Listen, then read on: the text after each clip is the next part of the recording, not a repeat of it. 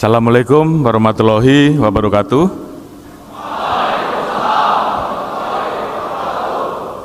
Salam sejahtera bagi kita sekalian. Shalom. Om Swastiastu. Namo Buddhaya, salam kebajikan.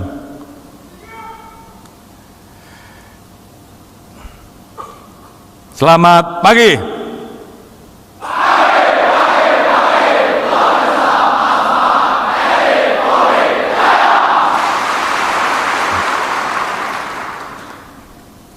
Masih ngantuk ya?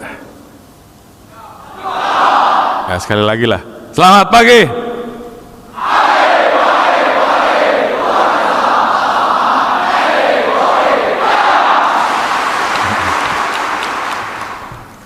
Baik, terima kasih.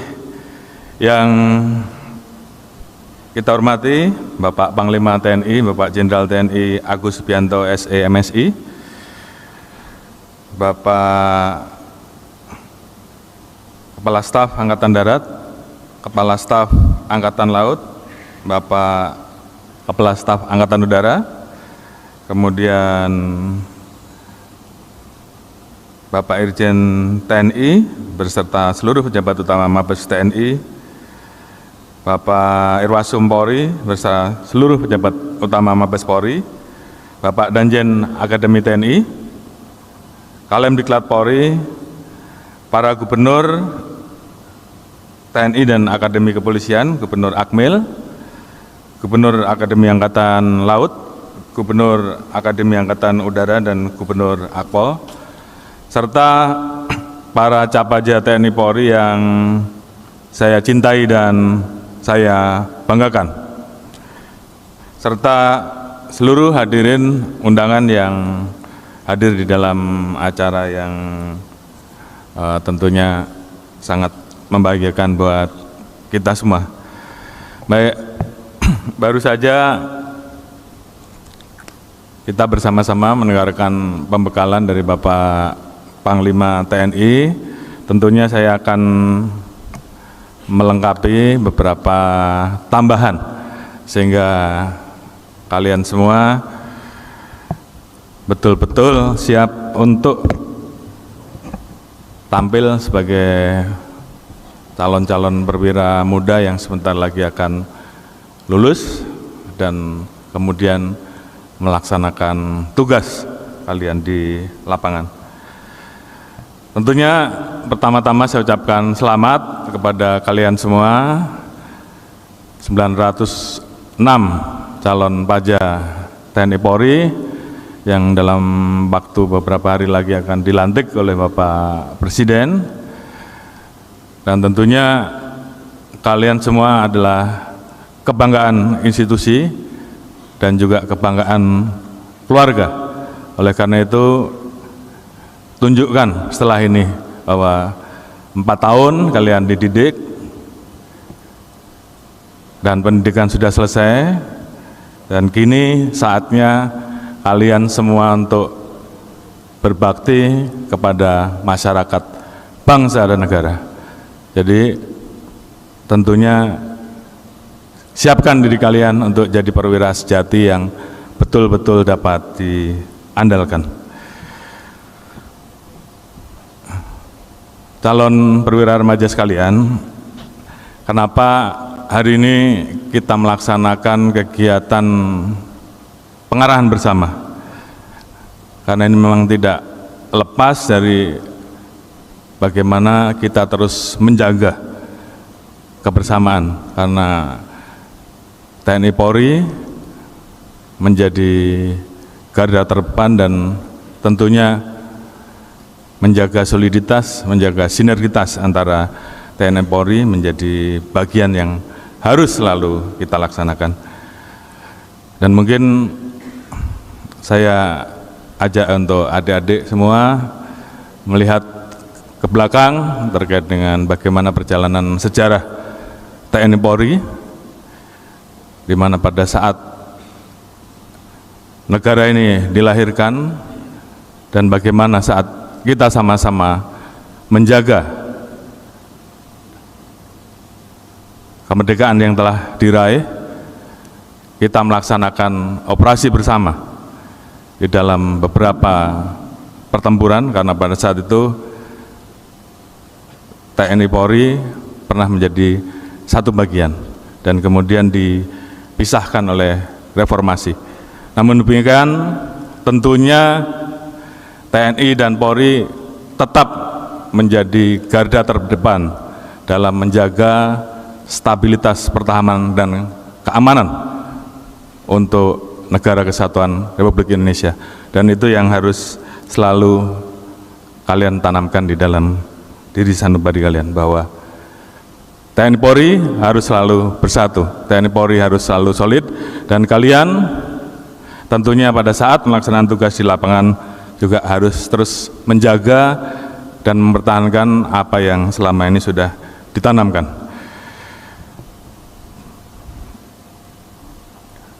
TNI dan Polri memiliki tugas pokok sesuai dengan aturan undang-undang yang ada, di mana TNI menegakkan kedaulatan negara, mempertahankan keutuhan wilayah NKRI yang berdasarkan Pancasila, melindungi segenap bangsa, seluruh tumpah darah Indonesia dari ancaman dan gangguan terhadap keutuhan bangsa dan negara, dengan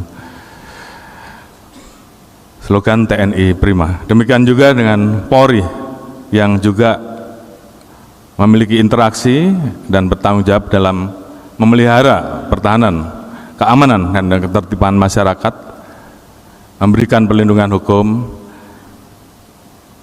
memberikan pelayanan terhadap masyarakat, dan dilaksanakan melalui tagline atau slogan Polri Presisi. Tugas yang ada di dalam undang-undang ini tentunya mengamanatkan kepada kita bahwa TNI Polri sebagai garda terdepan dalam menyelesaikan tantangan bangsa harus selalu bersinergi. Dan ini kita buktikan pada saat awal, di mana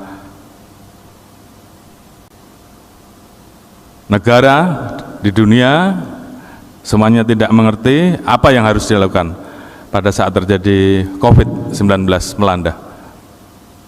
Hampir semua negara terdampak. TNI Polri yang tadinya bertugas untuk menjaga kedaulatan dan bertugas di bidang keamanan, yang awalnya membackup Kementerian Kesehatan yang seharusnya menjadi garda terdepan dalam perjalanannya, kemudian bergeser TNI Polri yang menjadi garda terdepan dalam penanganan COVID. Demikian juga dalam hal pengamanan event-event nasional, event-event internasional, TNI Polri selalu bersama-sama. Ini adalah kepercayaan dari rakyat, dari bangsa terhadap kita, dan tentunya kewajiban kita untuk memberikan yang terbaik terkait dengan amanat yang sudah diberikan kepada kita. Karena para perwira, calon perwira remaja sebentar lagi akan turun ke lapangan, tentunya kalian akan menghadapi dinamika lapangan yang berubah-ubah, dan tentunya penting bagi kalian untuk kemudian terus mengikuti perkembangan lingkungan strategis. Kita tahu bahwa saat ini kondisi dunia dipengaruhi oleh beberapa peristiwa global, mulai dari perang Rusia-Ukraine yang saat ini belum ada kepastian kapan berakhir, apalagi kemarin Presiden Putin baru saja terpilih. Sementara di Amerika proses pemilihan presiden juga saat ini sedang berjalan, dan ini tentunya akan berdampak pada situasi geopolitik global. Kemudian perang Israel-Palestina yang tentunya juga terus berdampak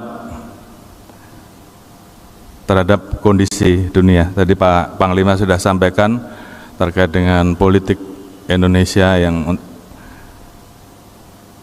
ikut membantu kegiatan-kegiatan kemanusiaan di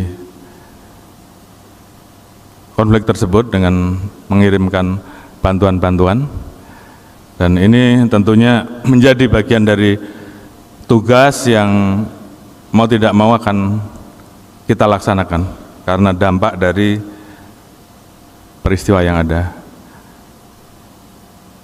Perkembangan IT ini juga tentunya mengubah dan juga memunculkan kejahatan-kejahatan jenis baru yang tentu harus dihadapi oleh kepolisian.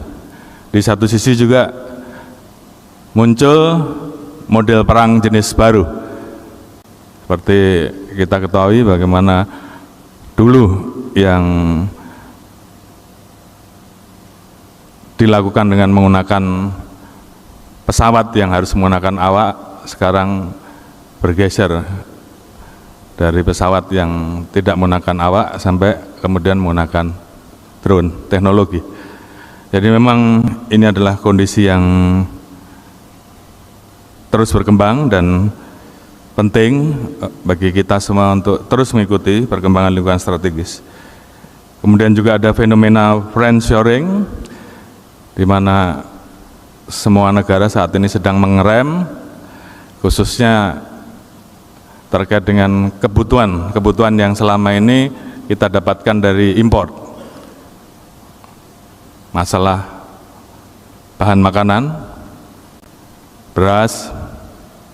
Makanya tadi Pak Panglima sampaikan bahwa mau tidak mau fenomena ini harus kita hadapi dengan mempersiapkan diri kita untuk memiliki ketahanan pangan sendiri.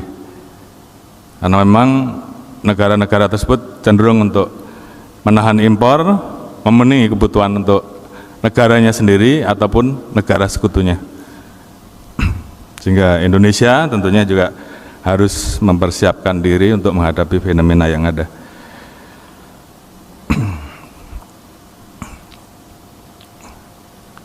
Dan ini sebagaimana disampaikan oleh David Stephen bahwa gambaran terkait dengan ancaman krisis global saat ini sedang terjadi dan kita semua harus siap untuk menghadapi hal tersebut. Kemudian selanjutnya, bagaimana perkembangan lingkungan strategis ini kemudian berdampak terhadap perekonomian dunia. Kalau rekan-rekan lihat bahwa US dollar saat ini terus menguat karena kebijakan keuangan Amerika. APBN kita di angka 15.000, sekarang sudah tembus di 16.000. Artinya beban negara menjadi semakin berat. Dan kita bisa bayangkan kalau nanti kemudian Amerika terpilih salah satu presiden yang kemudian memiliki strategi dalam negerinya. Sebagai contoh, ada dua calon presiden di sana, Biden dan Trump, di mana Trump memiliki konsep Amerika Great Again, yang tentunya dia berusaha untuk memperkuat Amerika, dan ini tentunya juga akan berdampak terhadap kondisi ekonomi yang ada. Dan kondisi tersebut tentunya akan berdampak terhadap masalah Kamtipmas yang ada di dalam negeri, berdampak terhadap situasi konflik yang terjadi. Dan kita juga tentunya harus bersiap untuk menghadapi hal tersebut. Kita lihat inflasi global saat ini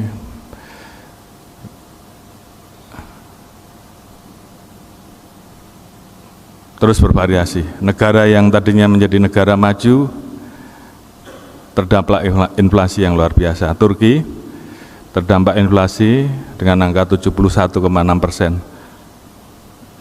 Alhamdulillah Indonesia saat ini masih di angka 2,51%. Dan ini tentunya butuh strategi, butuh kerja keras dari semua stakeholder yang ada, termasuk tentunya di dalamnya adalah TNI dan Polri. Beberapa waktu yang lalu kita terus melakukan perbaikan-perbaikan dengan strategi ekonomi yang ada, termasuk juga perbaikan terhadap tingkat kompetitif terkait dengan investasi. Dan saat ini kita naik 7 peringkat dari angka 34 naik ke angka 27. Kita bisa di atas Inggris, kita bisa di atas Perancis, dan kita saat ini bisa di atas Jepang. Dan ini semua butuh kerja keras. Oleh karena itu, tentunya strategi kebijakan ekonomi pemerintah yang tertuang di dalam rencana kerja pemerintah di tahun 2024 ada 7 program prioritas nasional, 8 arah kebijakan, dan juga target sasaran pembangunan, antara lain bagaimana menjaga dan mempertahankan pertumbuhan ekonomi di angka 5%. Ini terus kita lakukan dan menjaga agar inflasi di bawah 3%. Itu adalah hal yang paling utama. Sehingga kemudian semua kementerian lembaga juga dibuatkan KPI untuk bisa ikut mendukung program tersebut. Bagaimana menjaga ketersediaan dan stabilitas harga bahan pokok. Tadi disampaikan upaya pemerintah saat ini melakukan percepatan pembangunan lahan-lahan untuk persiapan food estate kita, sehingga harga itu bisa menjadi terkendali pada saat nanti fenomena friendshoring tadi itu terjadi.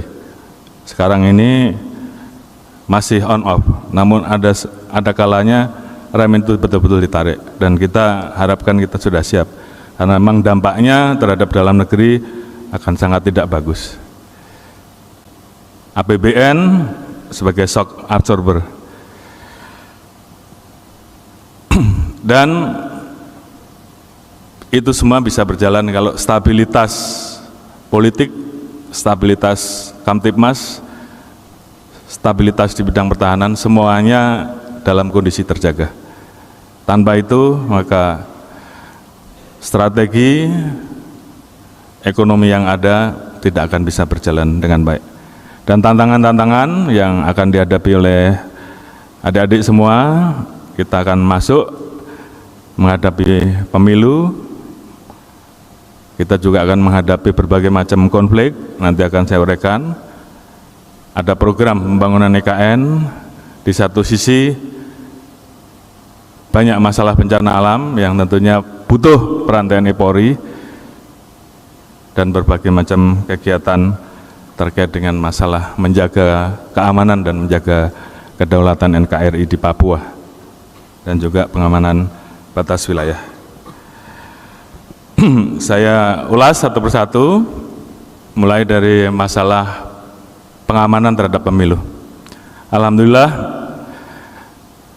kemarin berkat sinergitas dan soliditas TNI Polri, maka Pilpres bisa berjalan dengan aman, dengan lancar, dan saat ini tinggal tersisa pelantikan anggota terpilih untuk DPR RI dan DPRD pada tanggal 1 Oktober nanti, dan 20 Oktober pelantikan Presiden. Namun kita dihadapkan dengan pilkada serentak, di mana ini baru pertama kali terjadi di Indonesia. Ada 37 gubernur, 37 provinsi yang akan melaksanakan pilkada, ada 93 kota, 415 kabupaten, dan ini dilaksanakan serentak. Ini memiliki tingkat kerawanan yang tentunya juga memiliki karakteristik yang berbeda. Kalau kemarin Pilpres mungkin di daerah tidak terasa, polarisasinya, maka untuk pilkada polarisasi akan menjadi lebih tinggi. Karena tingkat pengenalan terhadap tokoh-tokoh daerah yang dipilih dan tingkat fanatisme terhadap tokoh-tokoh tersebut tentunya akan berdampak pada situasi keamanan. Oleh karena itu tentunya kita harus siap menghadapi hal tersebut, khususnya yang dari kepolisian, dan tentunya di dalam pelaksanaannya juga nanti TNI dan Polri tentunya akan turun dengan perbantuan dari TNI terhadap Polri. Namun yang saya perlu jelaskan bahwa terkait dengan situasi konflik, Indonesia ini masuk dalam peringkat ke-86 dari 163 negara. Dan kalau kita lihat konflik sosial selama tahun 2022 sampai dengan 2023 ini terjadi peningkatan. Walaupun korbannya turun, tapi konfliknya naik. Sehingga tentunya adik-adik semua harus siap untuk kemudian turun dan menghadapi konflik tersebut. Ada teori-teori yang tentunya kalian bisa pelajari terkait dengan bagaimana strategi menangani dan memanage suatu konflik yang terjadi. Mulai dari bagaimana kalian memahami, mengetahui adat kebiasaan masyarakat, kemudian mempelajari inti akar permasalahannya, dan kemudian kalian mengintervensi apakah ini bisa diselesaikan dengan kearifan lokal ataukah harus dengan hukum nasional. Dan tentunya manakala konflik ini tidak bisa termitigasi dengan baik, maka kita harus menggunakan kekuatan, apalagi kalau konflik tersebut menimbulkan korban, maka tentunya penggunaan kekuatan yang menjadi bagian dari kewenangan harus kita gunakan. Namun demikian tentunya kita selalu ingatkan bahwa jangan menggunakan kekuatan secara berlebihan sehingga kemudian menimbulkan dampak ataupun masalah baru buat kalian. Kemudian yang selanjutnya terkait dengan pentingnya kita harus mampu menjaga event-event yang bersifat nasional dan internasional. Berkat kerjasama antara seluruh stakeholder yang ada pada saat penyelenggaraan mudik kemarin, ini berdampak terjadi perputaran uang dari pusat ke daerah sebesar 369,8 triliun. Bisa berjalan dengan baik, bahkan Presiden WWC mengatakan bahwa penyelenggaraan WWF ke-10 di Bali kemarin itu adalah penyelenggaraan yang terbaik yang pernah beliau ikuti, dan ini tentunya kebanggaan buat kita semua.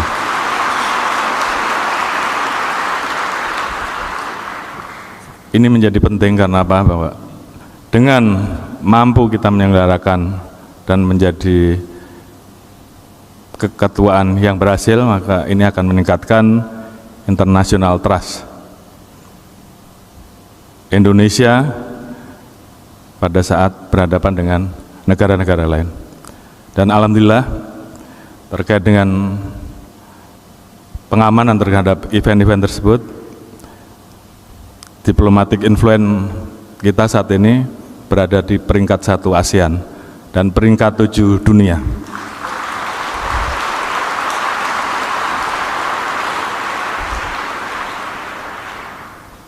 Dan ini menjadi sangat penting pada saat kita menghadapi situasi-situasi sulit.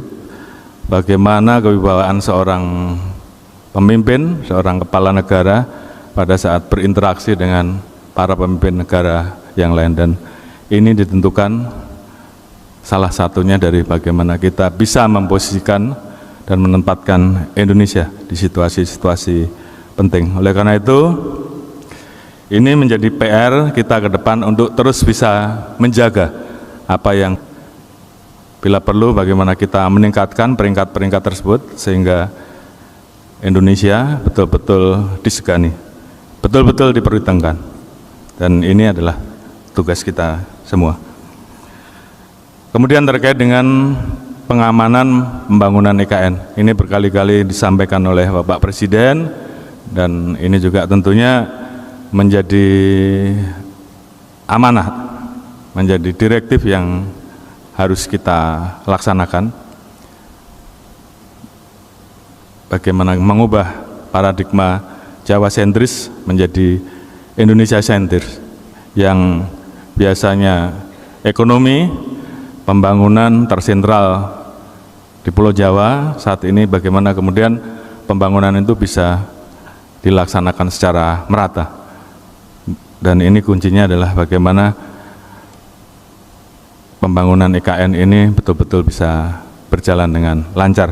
Dan di sini tentunya peran TNI Polri sangat dibutuhkan untuk mengawal keberhasilan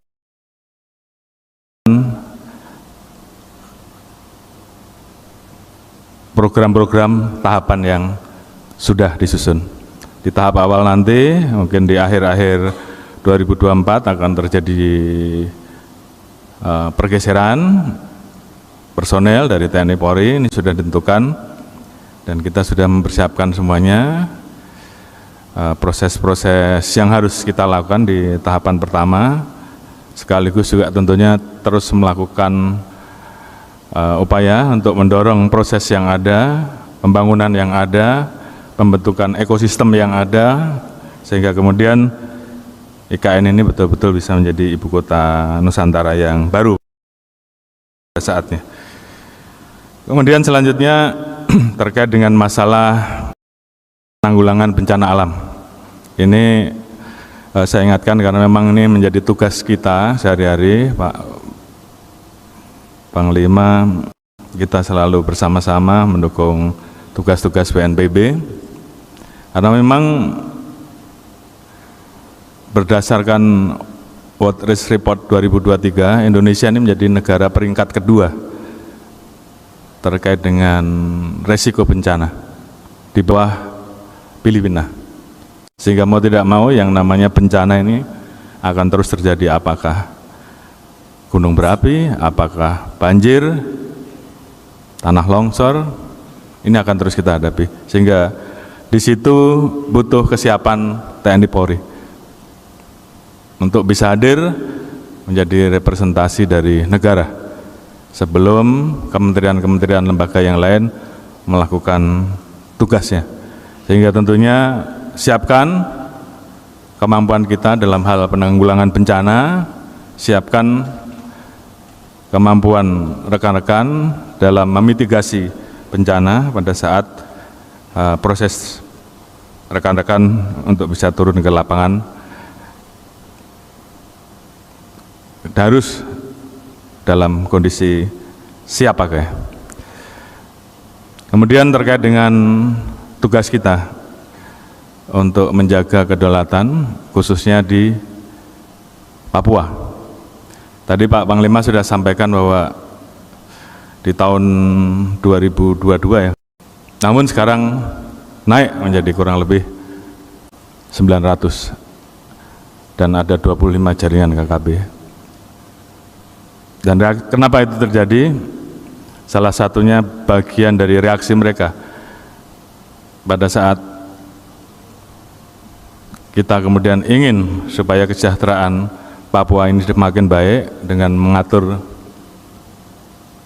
dana otsus, mengatur DOB, namun di sisi lain oleh kelompok-kelompok yang memang ingin melepaskan diri dari Indonesia, mereka melakukan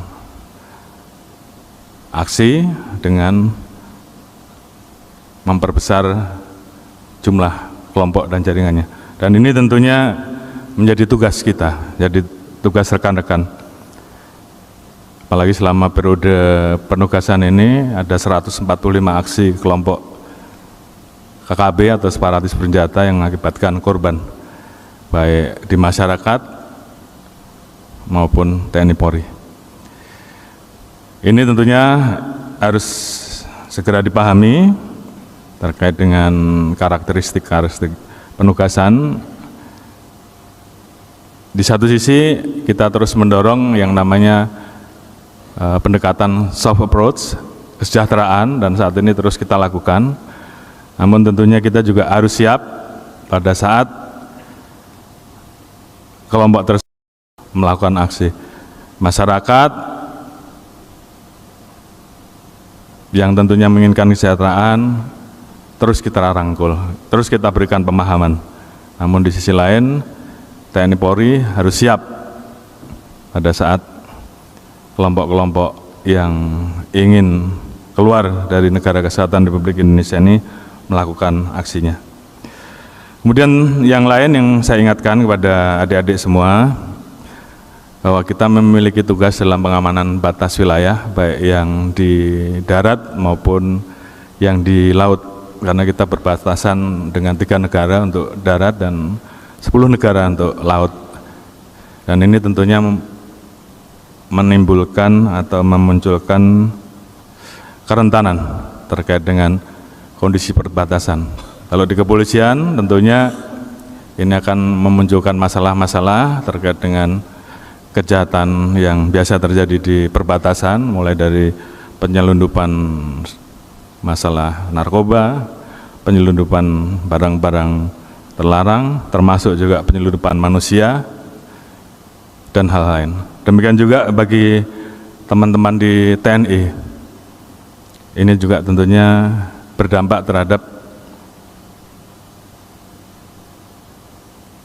bagaimana kita harus menjaga kedaulatan wilayah, karena memang dengan kondisi yang seperti itu dan kita dikelilingi oleh 10 negara tersebut, termasuk salah satunya adalah negara-negara yang terafiliasi dengan negara-negara maju, apakah itu Amerika, apakah itu Rusia. Kita tentunya harus selalu waspada, sehingga saat terjadi situasi global yang kemudian berdampak kepada Indonesia, kita sudah siap dari awal terkait dengan kondisi yang ada. Kemudian selanjutnya terkait dengan sinergitas, ini selalu menjadi penekanan Bapak Presiden, dan ini memang menjadi kunci untuk bisa membawa bangsa kita untuk menyongsong Indonesia Emas. Oleh karena itu, mulai dari pendidikan pembentukan, nanti pendidikan pengembangan, dan pada saat melaksanakan tugas, rekan-rekan akan terus bertemu, adik-adik akan terus bertemu. Jaga ini, karena ini adalah modal utama untuk bisa mengawal negara kita menjadi lebih baik. Ada nota kesepahaman yang sudah kami buat dengan Bapak Panglima, dan ini juga tentunya akan lebih mempermudah dalam hal melaksanakan sinergitas dalam menjaga bangsa kita. Kemudian Bapak Presiden dan kita semua bangsa Indonesia tentunya memiliki cita-cita untuk bisa membawa kapal besar kita ini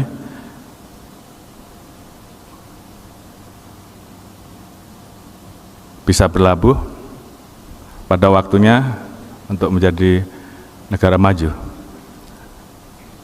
Dan 3 hal pokok yang penting yang harus selalu dijaga adalah stabilitas bangsa, keberlanjutan dan kesinambungan, serta tentunya peningkatan kualitas sumber daya manusia. Kalau rekan-rekan lihat bahwa saat ini berdasarkan peta roadmap pertumbuhan ekonomi dan juga peta roadmap posisi Indonesia dari mulai posisi menjadi negara berkembang menjadi negara maju, ini terbuka. Apalagi kita dihadapkan dengan bonus demografi. Artinya mana sekala kita mampu mengelola ini dengan baik, maka kita bisa lepas dari middle income trap, dan harapan kita kalau ini bisa terjaga, kita bisa lepas pada tahun 2038. Namun kalau kemudian kita tidak bisa melaksanakan ini dengan baik, bonus demografi tidak terkelola dengan baik, maka yang akan terjadi adalah bencana demografi. Dan ini tentunya akan memperlambat. Dan bonus demografi ini hanya terjadi satu kali. Tinggal negara itu bisa memanfaatkan atau tidak. Ada beberapa negara yang mampu memanfaatkannya sehingga kemudian terjadi lompatan, maju. Namun ada juga banyak negara yang tidak mampu memanfaatkan bonus demografi sehingga kemudian dia tetap menjadi negara yang berkembang atau tidak ada perubahan sama sekali. Jadi ini tentunya menjadi tugas kita untuk mengelola semuanya ini, dan kalian di 2024 ini terlagi berpangkat Letnan 2 atau Ibda, dan pada saat situasi kita akan masuk menghadapi bonus demografi, kalian berada di pangkat Kapten atau AKP, dan pada saat kita harapkan kita bisa menembus masuk ke Indonesia Maju, kalian ada di pangkat Kolonel, Kombes atau Letkol. Tentunya di situ peran kalian menjadi sangat penting, apalagi kalian akan menjadi pemimpin-pemimpin lapangan di pangkat-pangkat tersebut, dan tentunya bagaimana kalian terus mempersiapkan diri dengan sebaik-baiknya. Terakhir, tentunya saya ingatkan bahwa tadi Pak Panglima sudah sampaikan bahwa keimanan terhadap Tuhan menjadi hal yang utama, karena memang ini menjadi bagian yang harus kita imani, kita syukuri, dan kita jalani untuk betul-betul bisa melaksanakan pengabdian kita dengan baik. Di sisi lain, tentu kalian terus harus belajar.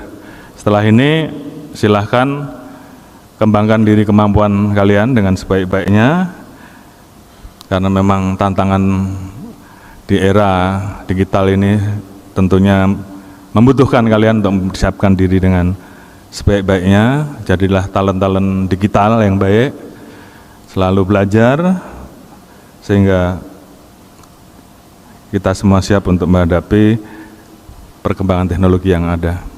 Di sisi lain, untuk menjaga agar kalian tetap terjaga, tidak memiliki masalah, maka kalian tentunya juga harus memahami dan mematuhi hukum yang diterapkan. TNI tentunya ada hukum pidana militer dan hukum disiplin militer. Polri menghadapi hukum pidana umum dan juga kode etik dan disiplin yang ada di internal. Ini harus kalian kuasai dan pahami, sehingga dengan dinamika fenomena yang ada di era medsos, di era citizen journalism, kalian bisa aman. Jangan sampai karena kalian lemah, kalian kemudian lalai, pengorbanan selama 4 tahun terbuang sia-sia, karena kita tidak memahami mana yang benar dan mana yang salah.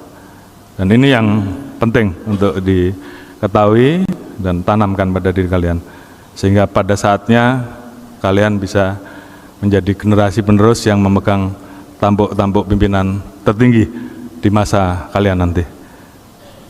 Jadi kesetiaan terhadap negara, kesetiaan terhadap pimpinan tertinggi tentunya menjadi hal yang harus ditanamkan di dalam diri pribadi kita masing-masing, karena ini adalah yang membedakan TNI Polri dengan satuan lain.